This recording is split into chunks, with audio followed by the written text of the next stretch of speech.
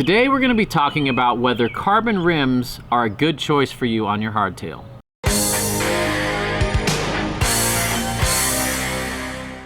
So for some reason there's a huge draw to carbon wheels. I think most people, if they could be given a free set of carbon wheels or a free set of aluminum wheels, they would choose the carbon wheels, regardless of the brand or what they ride like. There's just this really strong desire to have all things carbon, and marketing works. In fact, I would argue that most carbon wheels make hardtails ride worse. One of the things that is the most frustrating about educating people about bicycles is the way we lump everything into these neat categories: carbon or aluminum.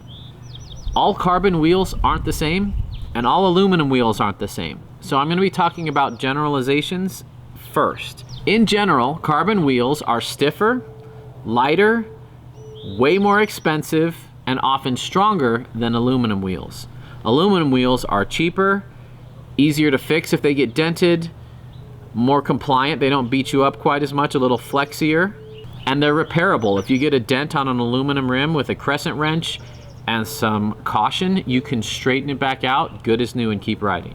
Also, when carbon wheels break, it's almost always catastrophic. It's not like you can just put them back together on the trail and get them home. It doesn't work that way. So there are pros and cons to both. First, I want to talk to my budget friends. If you're on a budget, the cost to benefit ratio of a carbon wheel is simply not there, in my opinion. Carbon wheels range anywhere from $500 or $600 to $2,500 on up. Some of these wheels I review cost more than the bikes I reviewed in the video before it. So if you're on a tight budget, I think that's one of the worst places to spend your money. Your money does not go nearly as far when you spend it on carbon wheels. There are a couple exceptions, but for the most part, just because it's carbon doesn't make it better than aluminum. What I don't like to see is people just Googling what are the cheapest carbon rims I can find, because carbon rims are so important to me. So I'll go buy the cheapest carbon rims I can have, and then I have carbon rims, and since they're carbon, they're better than aluminum. That's not true. If you're the type of guy that likes bling on your bike and you like showing it off and you don't mind that it's super expensive, carbon does have this bling and this appeal to it.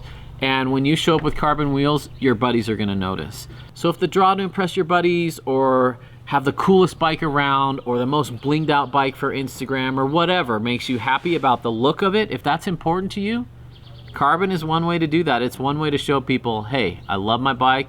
I spent a lot of money on it. Yes, those are carbon. It's a conversation starter. Nothing I say in this video is gonna change your mind anyway, so there's no point trying to convince you not to get carbon wheels. You're gonna want them, get them. Your friends are gonna be impressed. It's gonna be cool. If it makes you happy to ride it more, awesome. Another group of people that will really benefit from carbon wheels are XC racers. We all understand that a lighter bike is better. So not all weight savings are created equal. Rotational weight, your wheels that are spinning with centrifugal force, that is where you feel weight reductions more than anything. And the further that weight is from the hub, the more you feel it. So the best place to save weight is at the tires. That's the farthest place away from the hub. Next best place, the rim.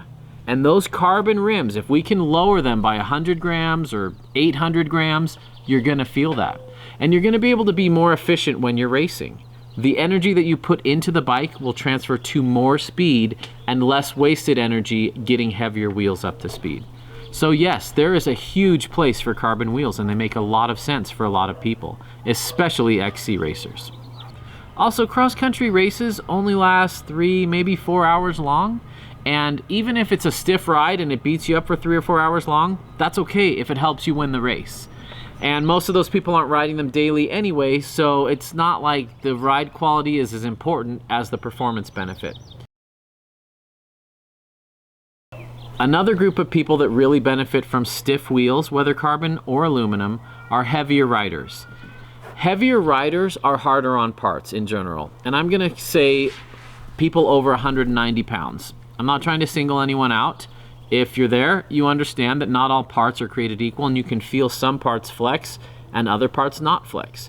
Wheels are one of the places you will feel flex the most, especially in jumps, in takeoffs, when you are compressing your weight through the bike into the ground, those spokes and wheels will squish a little bit.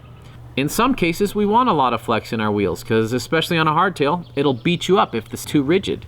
And we factor in tons of things like the thickness of the rim, the thickness of the spokes, the number of the spokes, how many times the spokes cross each other when we're building that. We can tune a wheel to have a certain ride characteristic. And so if you're a heavier rider, carbon might be one way that you can get a stiffer wheel that will flex less and withstand more abuse.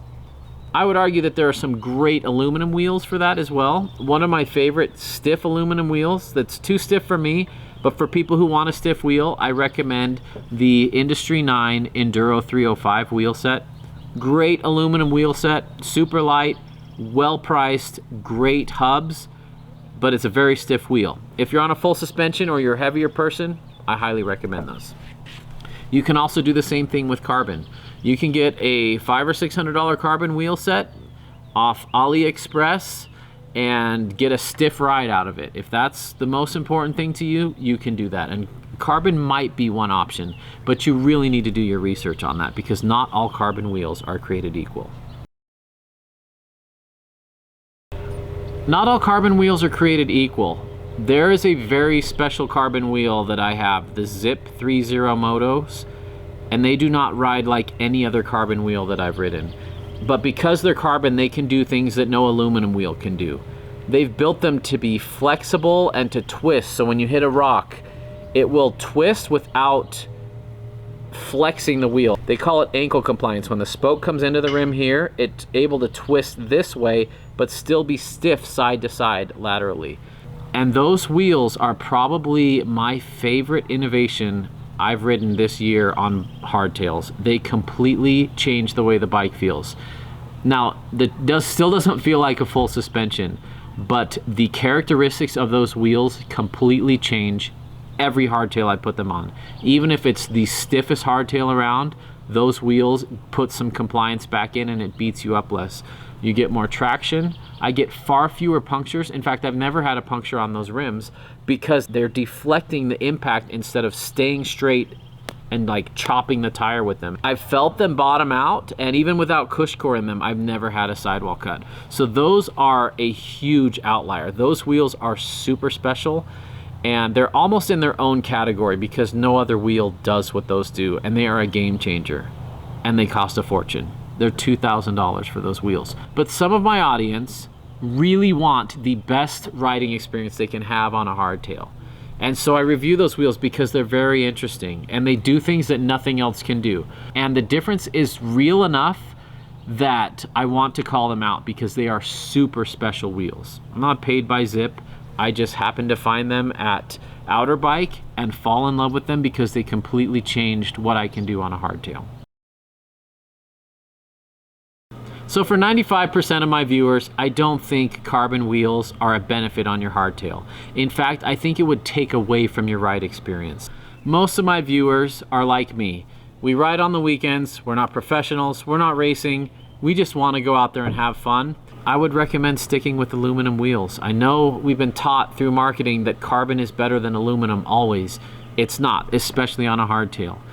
If your trails are super buff and super smooth, carbon might be a great option for you because they're light, they're quick, they're stiff, and you don't have to worry about a whole bunch of bumps. But if you feel like you need more than 120 mil of travel on the front of your bike, you probably need some softer wheels too to make up for that, to help that whole experience be soft. So with the exception of the Zip 30 Motos, which are very expensive, very unique, very amazing, my favorite wheels in the world, I don't recommend carbon for 95% of my viewers on their hardtails. If you learned something in this video and this information helped you save money or make a decision or be more informed for the future, consider supporting it by becoming a patron.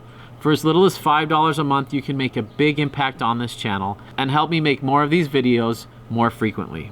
Make sure to check out my other educational videos. I've got a lot of great stuff out there, great reviews. My background is education, and what I try to bring to this channel is a way to explain difficult things in an easy way to understand. And it's not easy to do. And I really want to thank my patrons who support me to make this channel possible. Thanks for watching. There's a party in the mountains, and you're invited.